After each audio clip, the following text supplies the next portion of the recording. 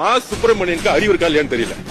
இதுக்கு மேல எனக்கு கோவம் அவரை பத்தி பேசணும். அவர் முதலமைச்சரோட பின்னாடி வாக்கிங் போயிட்டு இட்லி கடை படம் பாக்குறதுக்கு மட்டுமே அவருக்கு டைம் இருக்கே தவிர தமிழ்நாடு சுகாதாரத்துறை சிறந்து விலகுது. நர்ஸ் போராடிட்டு இருக்காங்க பஸ்ல 2 மணி வரைக்கும். எங்க போனாரு? ஃபர்ஸ்ட் நாள் சொல்றாரு எங்களுடைய கோரிக்கை அவங்களுடைய கோரிக்கைக்கு எங்களுக்கு சம்பந்தம் இல்லைங்கிற. 4வது நாள் எப்படி சைன் போட்டார் 1000 பேருக்கு? எங்க போச்சு அவருடைய அறிக்கை? முதல் நாள் ஊழியர்களுக்கு இட பற்றாக்குறை இல்லைங்கிறாங்க. அப்புறம் 4வது நாள்ல 1000 பேருக்கு வேலை கொடுக்குறாங்க. ஆசிரியர்கள் நடு ரோட்ல போட்டு அடிக்கிறாங்க. இதுதான் அரசா? மா சுப்பிரமணியனுக்கு அறிவு இல்லாத ஒரு துறையை கொடுங்க. தயவு செய்து சுகாதாரத்துறை கொடுத்து தமிழ்நாடுடைய அரசை அவமானப்படுத்தாதீங்கிறது என்னோட வேண்டுகோள்.